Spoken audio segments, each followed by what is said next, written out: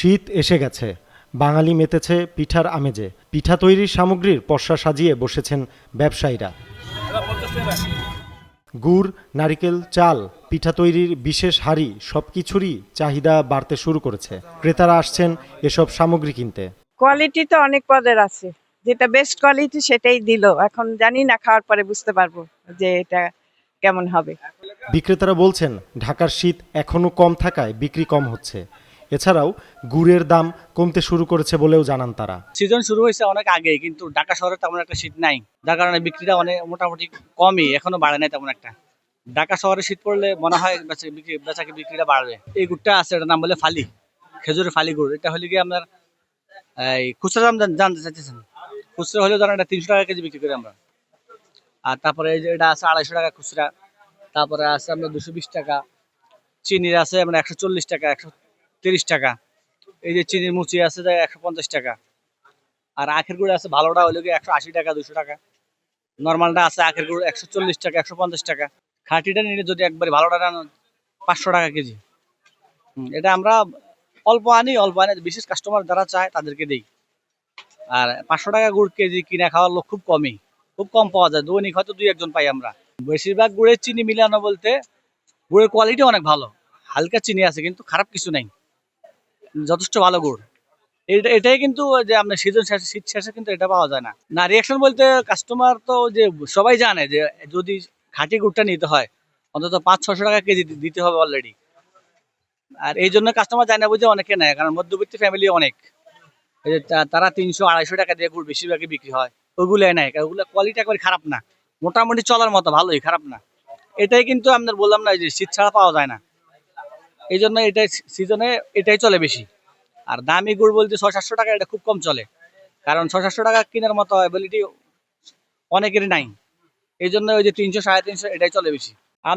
আমরা রাজশাহীতে হাট করি বেশিরভাগ, যশোরে আছে 2-1টা, বেশি না। যশোরে জোলা গুড়টাই আনি।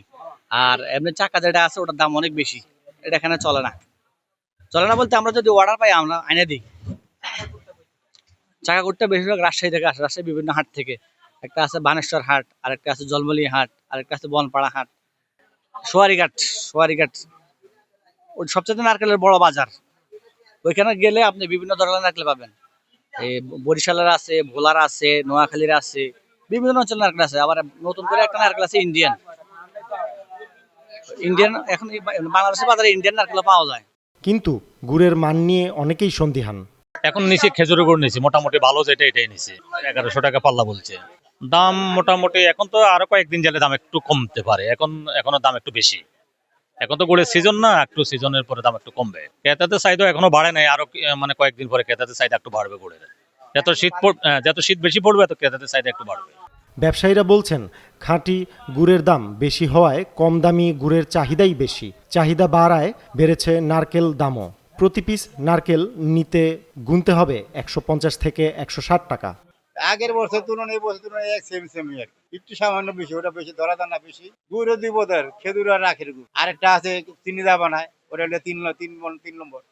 খাঁটি গুড় অবশ্য পাওয়া যাবে না কিনলে কম, ওটা মাসে খায় না, পছন্দ হয় না, চেহারা ভালো না। হ্যাঁ, রং চেহারা না, ওটা একটু চিনি মিনি দিলে চেহারা সুন্দর হয়, খাইতে টেস্ট লাগে। খালি সবাই আইয়া করবো অরিজিনাল, এবার দেখা যায় কিনা নিব 2 নম্বর আর কি। তবে আধুনিকতার ছোঁয়ায় হারিয়ে যেতে চলেছে পিঠার সংস্কৃতি। পিঠাকে বাঁচাতে দরকার প্রচারণা।